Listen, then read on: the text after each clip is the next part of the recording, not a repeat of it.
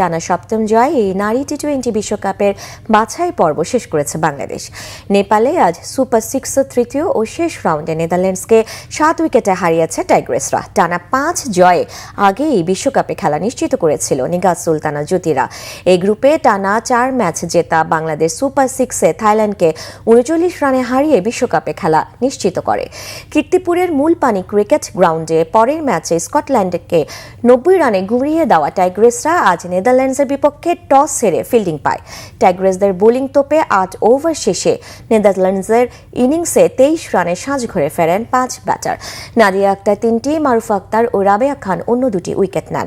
এরপর রুবাইন রিজকের 45 বলে 39 ও সানিয়া খুরানার 37 বলে অপরাজিত 43 রানে 20 ওভারে 6 উইকেট হারিয়ে 102 পুঁজি পায় ডাচ মেয়েরা।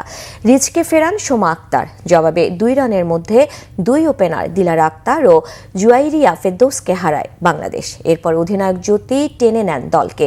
শারমিন আক্তার 28 বলে 13 করে ফিরলে জ্যোতির সঙ্গে যোগ দেন সোহানা মুস্তারিক। দুজনের চতুর্থ উইকেটে অবিচ্ছিন্ন থেকে 16 ওভার 4 বলেই দলকে জয়ের বন্দরে পৌঁছে দেন। জ্যোতি 44 বলে 7-4-এ 50, সোহানা 23 বলে 5-4 ও 1 ছক্কায় 33 করে অপরাজিত থাকেন।